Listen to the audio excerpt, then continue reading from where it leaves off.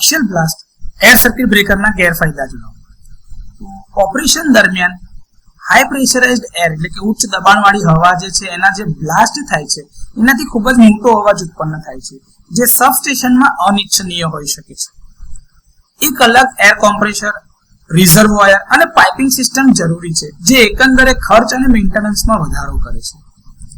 Pressurised હવામાં ભેજની હાજરી insulating strength ઘટાડી શકે છે અને વિશ્વસનીય કામગીરીને અસર કરી શકે છે. દબાણ અને કામગીરીને જાળવવા માટે એર કોમ્પ્રેસર અને કંટ્રોલિંગ વાલ્વ એટલે જે નિયંત્રણ વાલ્વ છે એનું નિયમિત નિરીક્ષણ અને સર્વિસિંગ જરૂરી છે. પ્રેશરાઇઝ્ડ એર સિસ્ટમમાં લીકેજ પ્રેશરમાં ઘટાડો લાવી શકે છે, જેના કારણે કામગીરીમાં વિલંબ થાય અથવા તો ફોલ્ટ સર્જાય છે.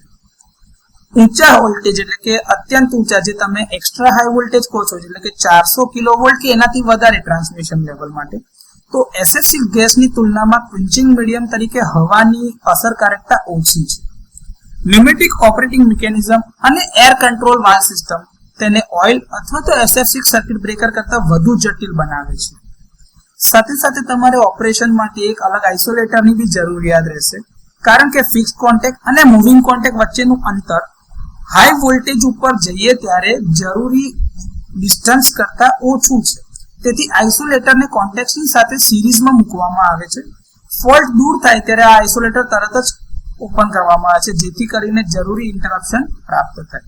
હવે આ આઇસોલેટર જે તમે અલગથી મૂકો છો એના ઓપરેશન અને એના મેન્ટેનન્સનો બી ખર્ચ આવે છે, જેના લીધે ઓવરઓલ સિસ્ટમની અંદર ખર્ચમાં વધારો થાય છે. હવે જરૂરી ઓપરેટિંગ પ્રેશર જે છે એ જાળવવા માટે હવાનું જે રિઝર્વોયર બનાવ્યું છે એને વારંવાર રિચાર્જ કરવું પડે, એટલે કે કોમ્પ્રેસર તમારે ચાલુ રાખવું પડે અને સપ્લાય આપેલું રાખવું પડે છે. તો આના લીધે ઘણા બધા નુકસાન થાય છે. તો એર બ્લાસ્ટ સર્કિટ બ્રેકર જે axial blast air blast circuit breaker છે એના થોડા ગેરફાયદાઓ છે.